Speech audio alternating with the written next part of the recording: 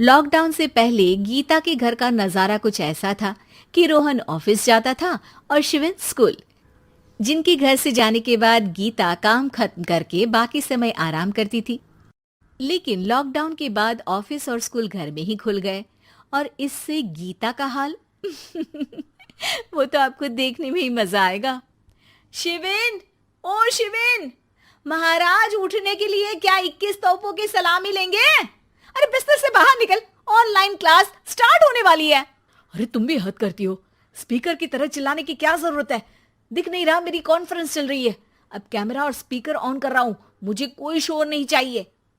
इस पर जैसे ही रोहन लैपटॉप का कैमरा और स्पीकर ऑन करता है तभी कुकर की सीटी बजती है। करा लो अब इसे चुप। लॉकडाउन नहीं हुआ, मेरी मौत का फरमान जारी हो गया। दोनों बाप बेटे ने नाक में दम किया हुआ है। ऐसा बोलकर गीता वहां से शिविन के कमरे में पहुंच जाती है, जहां शिविन अभी भी सो रहा होता है। ओ आलसी, अब अगर 5 मिनट में नहीं उठाना तो आज तेरा गेम और यूट्यूब कैंसिल। माँ की बात सुनकर शिविन बिना 1 मिनट गंवाए उठ खड़ा होता है। उठ गया, अभी नहाकर भी आता हूँ। ये नाटक कहीं और, मुंह पर गीला कपड़ा मार और पढ़ने बैठ। शिविन की ऑनलाइन क्लास स्टार्ट हो जाती है, जिस पर गीता उसे वहां बिठाकर रसोई में चली जाती है।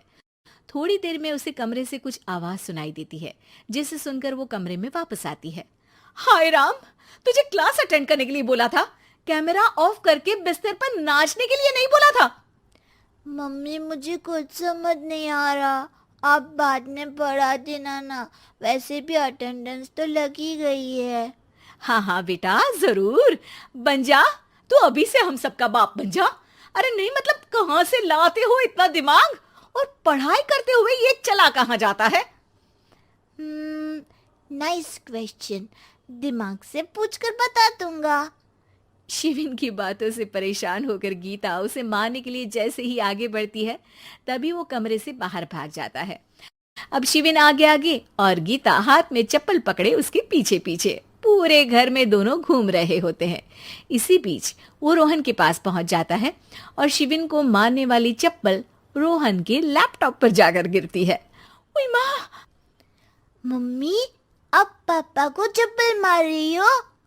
वो आज तक के रिपोर्टर, चुपचाप जाकर क्लास अटेंड कर ले, नहीं तो अगली तेरे पीछे लगेगी। इस पर शिविन वहां से चला जाता है, जिसके बाद रोहन गीता से कहता है, इस सर्कस के लिए कुछ बोलना चाहोगी?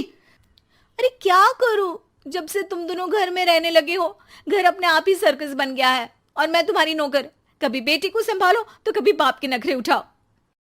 इन्हीं सब उथल पुथल में दिन बीतते रहते हैं, जिसमें हर रोज घर के अंदर कुछ नया सियप्पा खड़ा मिलता है, जो ज्यादातर शिविन और रोहन के ऑनलाइन स्कूल और ऑफिस से रिलेटेड ही होता है। एक सुबह, शिविन चल उठ, आज की क्लास जल्दी है। कैमरा ऑफ करके आप अटेंड कर लो। अरे ऐसे छित्तर पड़ेंगे, दादी नानी सब एक साथ याद आ जाएंगी।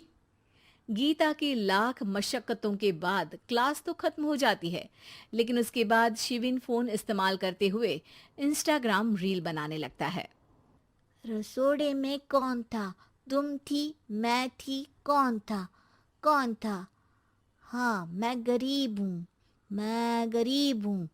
अरे ओ गरीब के बेटे, आजा, मैं बनाती हूँ तुझे गरीब। मैं बताती हूँ रसोड़े में कौन था। पढ़ाई करने बोलो तो इनकी माँ मर जाती है और ये पागलपंतियां जितनी मर्जी करा लो। गीता शिविन को डांट रही होती है, तभी रोहन बीच में बोल पड़ता है। अरे बच्चा ही तो है, इतना गुस्सा क्यों कर रही हो? बेटे का साथ देने की इसी एक कोशिश में अब शिविन के साथ साथ रोहन भी गीता के गुस्से की सूली पर चढ़ जाता है। अगर बेटे पर इतना ही प्यार आ रहा है तो इसे क्लास अटेंड क्यों नहीं कराते, इसका होमवर्क क्यों नहीं कराते? उस समय तो बहुत जल्दी मीटिंग आ जाती है, वो काम मैं करूं और यहाँ इस बेफिजुली की चीज में तरफदारी करके बन जाओ महान। हे भगवान, कोई तो इनके ऑफिस और स्कूल खुलवाओ, मैं इन्हें और घर में नहीं सह सकती। अरे कुछ और मांग लेती, क्योंकि तुम्हारी ये विश इस साल तो पूरी होने से रही, कोरोना। हाय नास पीटे ने जिंदगी ही बर्बाद कर दी। खाए कोई पचाए कोई, कल मुझे चुन चुन कर सबको मेरी बद्दुआ लगेगी। उन्होंने दुनिया का और इन बाप बेटे दोनों ने मेरा जीना मुश्किल कर दिया। गीता वहां से चली जाती है, जिसके बाद रोहन शिविन से कहता है, अरे तुम्हारी मम्मी इतनी भड़की हुई क्यों है? आपकी वजह से पूरा समय घर में रहते हो और उस पर कोई काम कराने की जगह बस ऑर्डर देते रहते हो। अच्छा बेटे, सारा इल्जाम मुझ पर? पूरा दिन तो वो तुम पर ही चिल्लाती है। हाँ, मतलब दोनों का 50-50 है, कुछ करना पड़ेगा। वो कहते ना, make the best out of worst. I have an idea. वैसे तुम्हारी माँ सही कहती है, बहुत जुबान चलाने लगे हो, कम बोला करो। अगली सुबह रोहन और शिवेन अपनी गलती को सुधारने के लिए गीता के उठने से पहले घर का आधा काम खत्म कर देते हैं, जिसे देखकर गीता खुश हो जाती है और फिर बाकी बचा काम वो तीनों मिलकर पूरा कर लेते हैं। जिसके बाद अब वो सब मिल बांट कर हर काम में एक दूसरे की मदद करते हुए लॉकडाउन का मजा लेने लगते।